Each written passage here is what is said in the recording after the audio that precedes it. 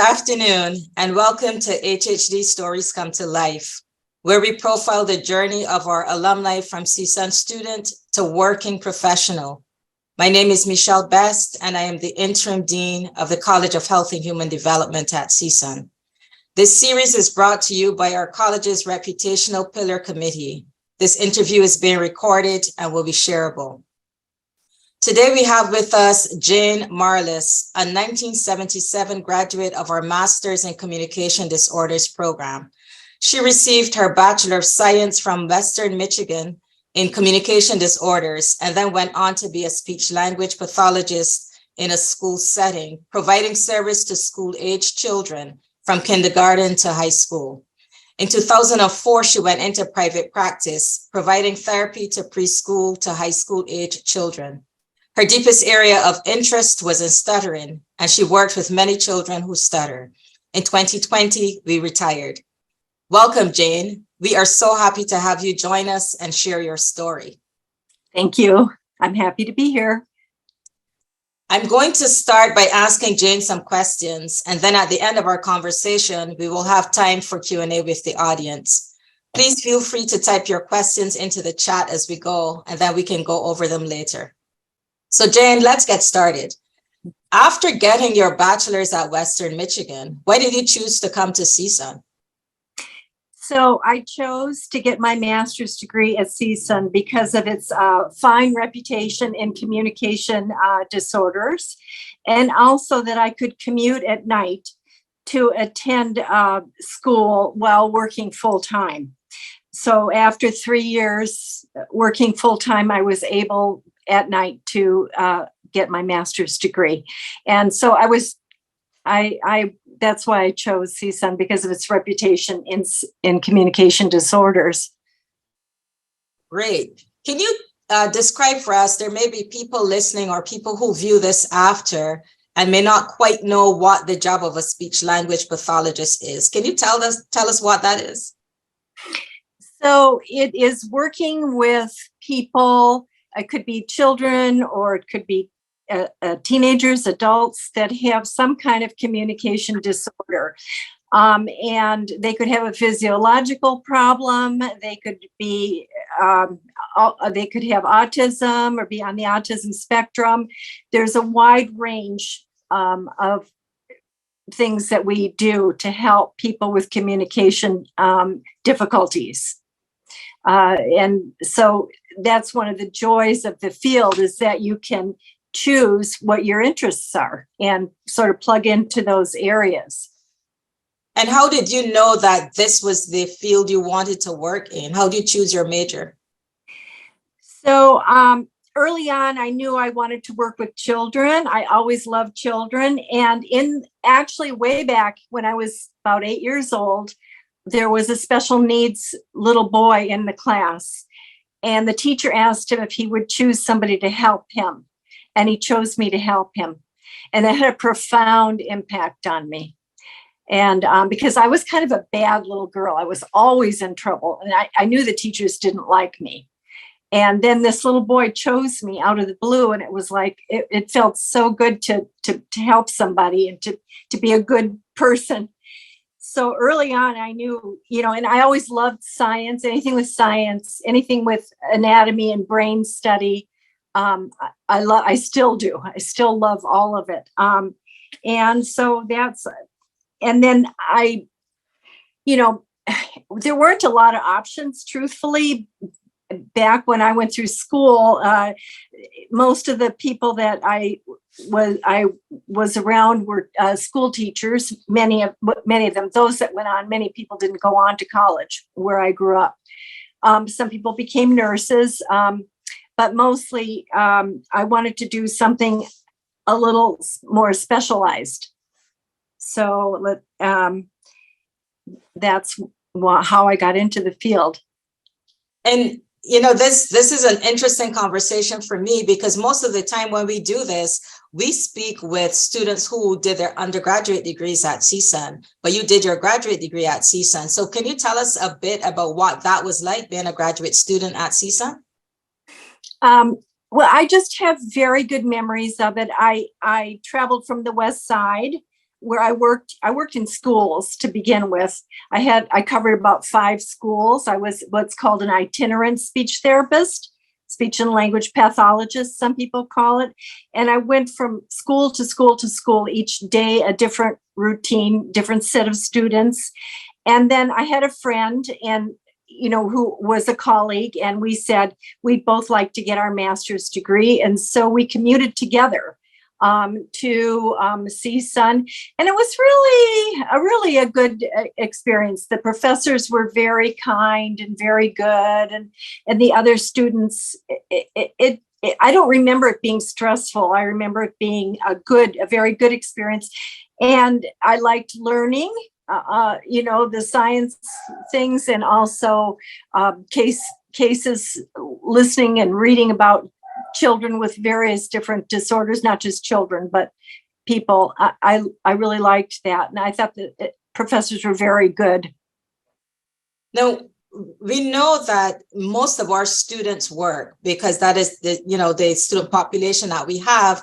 In order to support themselves through school, they have to have a job.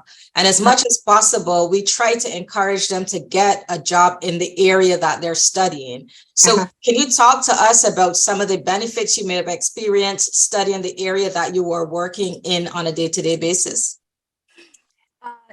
Sure. They just worked together, those 2 areas. I mean, I did the work during the day, and at night I learned more, and I could apply what I was being taught, what I was learning at CSUN to my everyday work. And you need, when you first start out, you really need that kind of support and other colleagues and professors and reading and all of that. It just supports what you're doing professionally. So what's your fondest memory of CSUN? Let's see. I think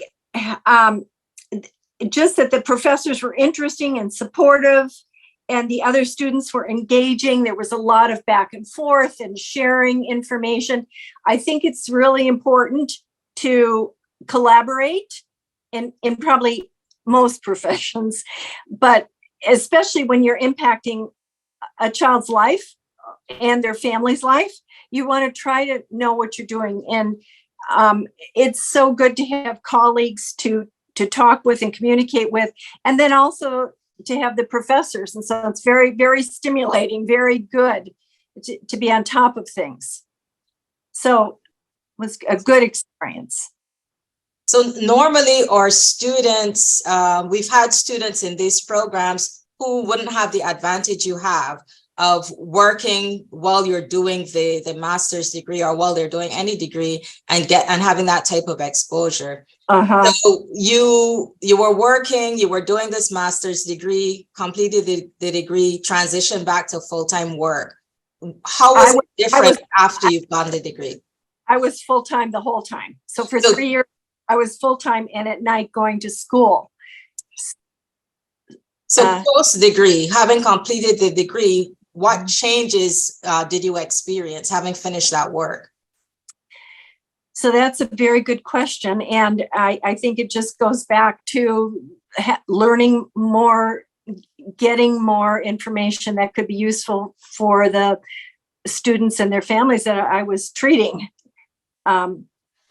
ideas and information, that's needed that I could apply. So one of the things we also encourage our students to do is to then go out on their own after some amount of time of getting working experience, maybe in the public sector or in the private sector with someone else.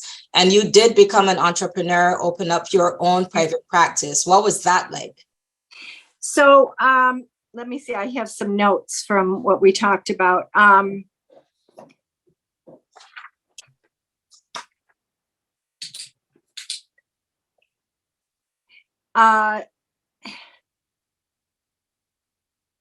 Let's see here. Well, opening a private practice is a little scary, just like sort of graduating from college and starting to work.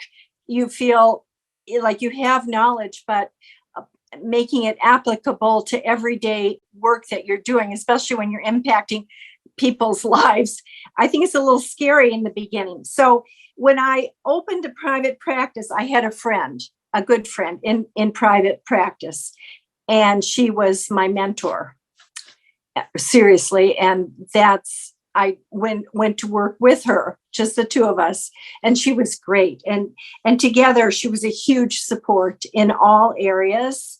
I probably truthfully would not have done it without her support. So I think support and coming together with other people is very important in all areas. And how, I know that, for some people, going into this private opportunity would be really scary because your background may not have been in business and management and running an office and so on. So how did you build up that side of your skill set to be able to run your own practice? I pretty much jumped in with both feet, and I had this friend with me, and if I had questions, I went to her with it. And I just kind of just started to build, and I was very, very busy, and I just learned by doing. I think the business aspects of it. No one really taught me except my friend. She had been in private practice for a number of years. Okay. So she had experience, and she was a very good friend and was very patient. Such a good therapist. And so she kind of, if I had questions, I would go to her, or she would come to me with questions for some of her students, so it was this collaborative, wonderful setting. There are many settings that people can go into in private practice too, not just on their own. They can work in clinics. You can work in hospital settings. You can work with elderly people. You can work in preschools. This field has a lot of variety and a lot of options for people. And that's a great segue to the next question. So for our current students who are thinking about eventually starting their own practice, what advice would you give them? Well, I think that probably they have to get experience at first, working in schools or working, with some help. I think it would be very hard without experience to just go and open a private practice alone. I think that would be very difficult. So I think after a few years, a person could do it. But also financially, there's no steady income either. That's something else. Sometimes you get very busy, and sometimes there are times when you're not busy, and still you have to pay your rent, and you have to pay, a lot of things. So it just depends on how entrepreneurial somebody is, how brave they are, and if they're willing to sort of take a chance on it. But initially, right out of college, I think it would be very challenging to do that initially.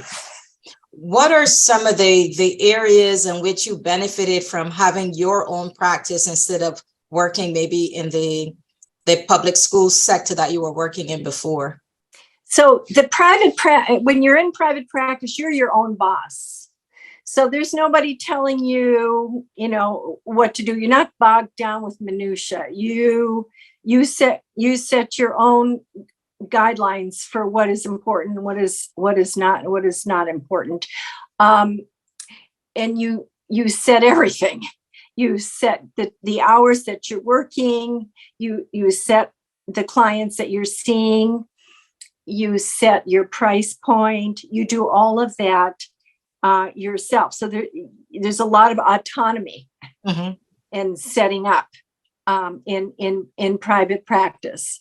And it was great. I liked the public sector too. I liked working in the schools and collaborating with the teachers and all that. I like that very much. Being in a private practice, you're kind of a lone ranger more. You're more alone. And I like that as well. But I think both have their merits. And how did you continue to build different skill sets over time? Well, we have continuing education courses that we have to continue to take in order to keep up our national license and our state license. It's pretty rigorous. I've always loved stuttering therapy. So I dug deep into stuttering. And then I started to get a reputation for that. And I got a lot of clients with stuttering, and I loved it. I still love that area. And you can become a board certified fluency specialist. Okay. On top of your, sorry, my dog, on top of your speech and language specialty degree, you can become a board certified fluency specialist. There are very few around. I am not, but you can still see people who stutter. You're not limited if you don't have this specialty certificate. But if I were younger and I would do it. But it's quite that's pretty demanding, and that's why I think there's so few people doing, because our field is fairly demanding anyway of what it expects. And so this is like on top of that is this board certified specialty certificate or training.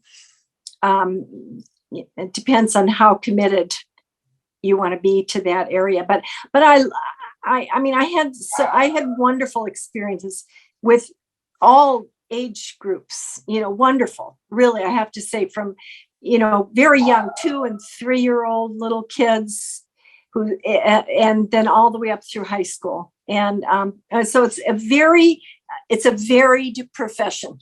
You can have tremendous, it's not dull. It's Right. stimulating in the respect that you can go into many different areas and work with different populations with different needs and different specialties. And I recommend it. I recommend the field.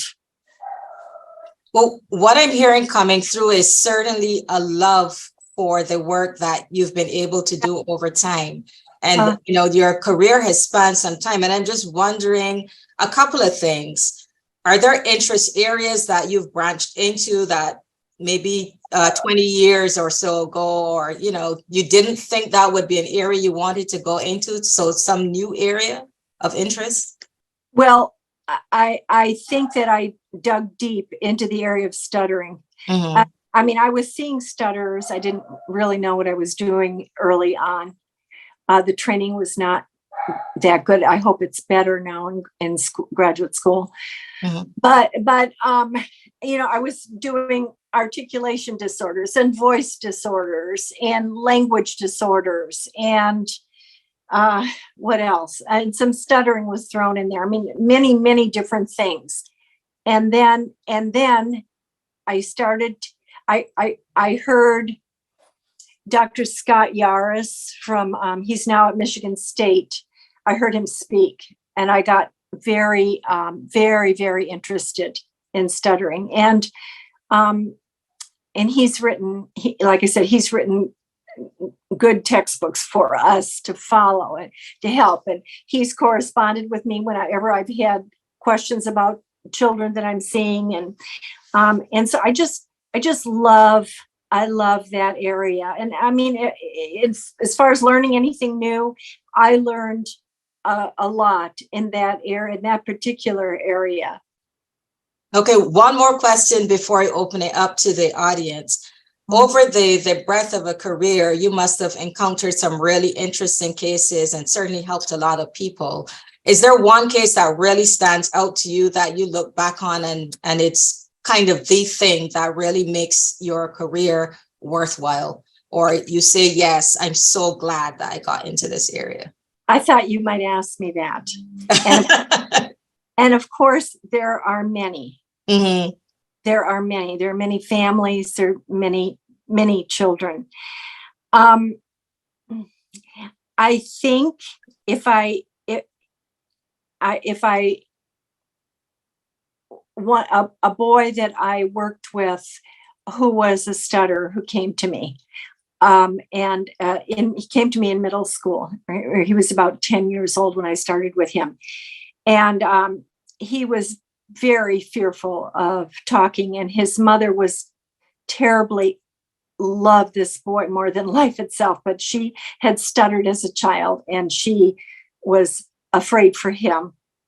She was protective and she was afraid. I had to work with both the family and the child. And every once in a while you hear from families again. They'll call or they'll write and say, out of the blue, something happened. And when I finished with this child, I always wondered what happened, because basically in stuttering therapy, you want the child to feel, the person to feel empowered and just be who they are and have the best communication that they can, express themselves as who they are. And so this little boy was a leader and a tremendous kid, but stuttering was impacting his life terribly. And I tried very hard to work with that. And I thought about it. You don't forget. I never forget kids over all the years. I think about them. I remember their names. I dream about some children. And anyway, this particular kid, I called the mother. I was scared to, but I did. And he was in high school at a private school here on the west side. I called the mother and I said, "How's he doing?" And she said, "Can I tell you that he stood up in front of the entire student body to teach them about stuttering?" So the shame of stuttering, he overcame. It's such great, that's the pinnacle of success. So he's still stuttering. You don't really fix that, but he was able to say, "I'm okay with who I am." And one of the most wonderful books I just read recently is called Life on Delay. And it's by John Hendrickson. And he's a lifelong stutterer. And it received a lot of publicity, like it was in the New York Times and so forth, written up. And I bought the book and really enjoyed it because, boy, it really talks about stuttering and what that's like. And so anyway. That's a remarkable experience. Yes. So now I'm going to turn to the audience and see if there are any questions that they have for you.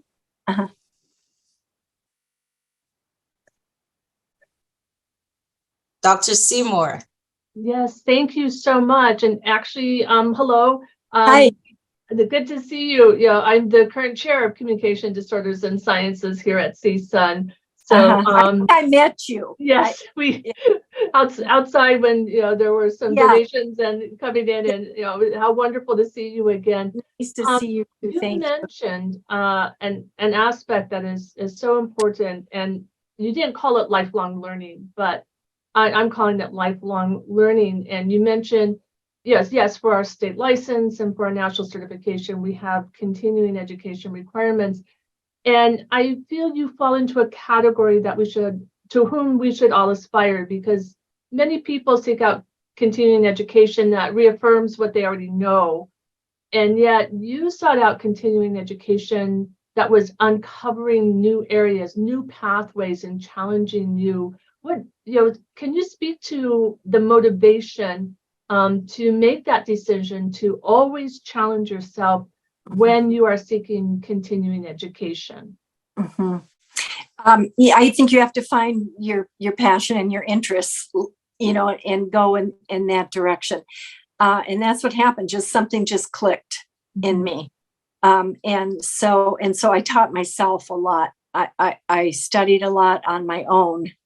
And I took classes in, but it's just people have to find what they have to plug themselves into something that they're passionate about, that they want to do. Mm-hmm. Mm-hmm.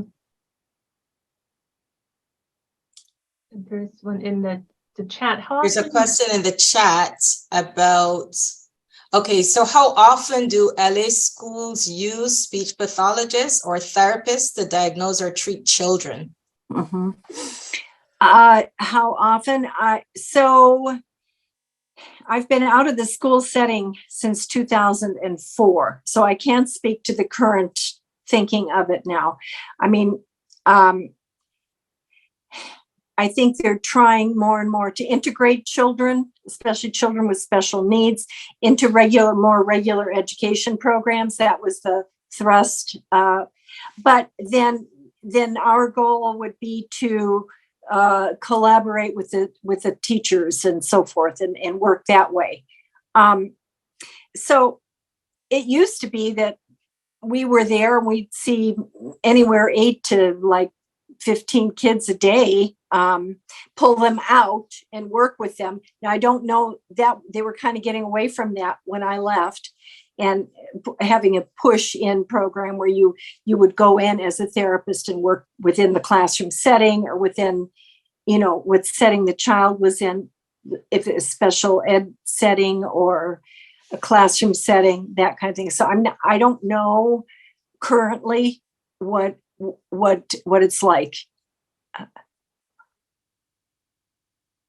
Okay. Do we have any other questions? We are almost out of time. I do have a question. Go ahead, Jean. I realize this is overly general for how many years of experience you have, but what's that moment like when a child, any child who comes to mind, comes in and sits with you and is afraid to talk?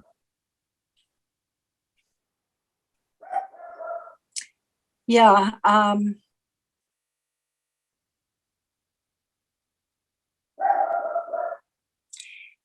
I think in that situation, it's a good question. The first thing that I would do as a therapist is total acceptance of that child, and see what that child wants and what that child needs.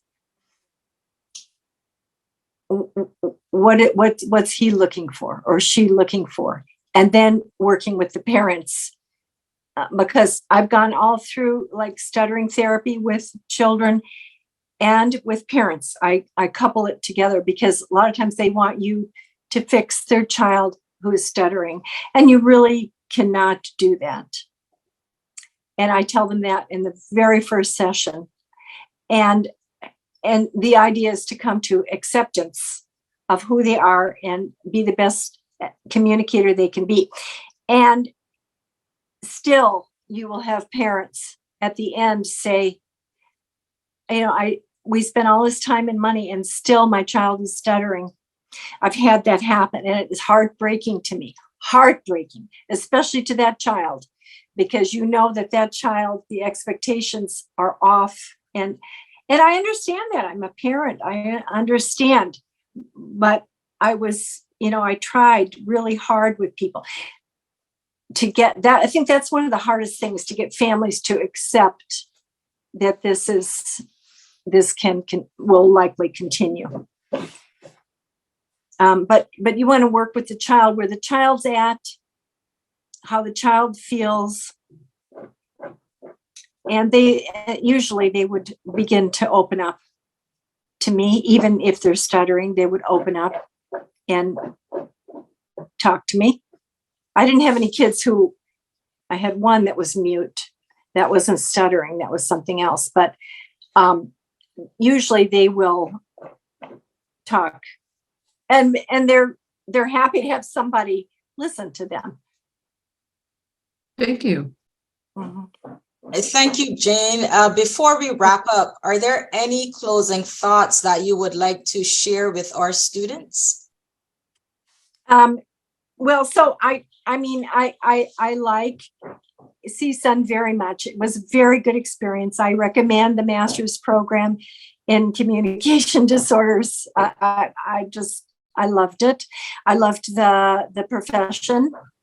My sister's daughter was a teacher for about 11 years, and she was just burning up. I mean, she was working, pre dawn to like 11 at night.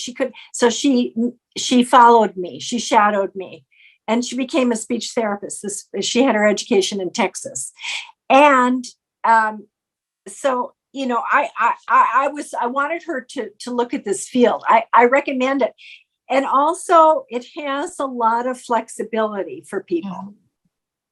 It's not like some professions where there's no it has so much flexibility and so much variety. And CSUN, I mean, you know, that's a great school to go and get educated in this field. Well, Jane, thank you so much for sharing your love of this field and for encouraging our students to follow in your path, even though, you know, there are many ways along that path that they can go. It's been a pleasure to hear this conversation. Thank you very much. Today, we've been speaking with Jane Marlis, a 1977 graduate of our Master's in Communication Disorders program. She has had an amazing journey from student to professional SLP. We are so grateful that you have shared your story with us and with our students. I know that it will inspire them to keep going and to do something similar or different in their own career. Jane, thank you so much. Thank you for having me.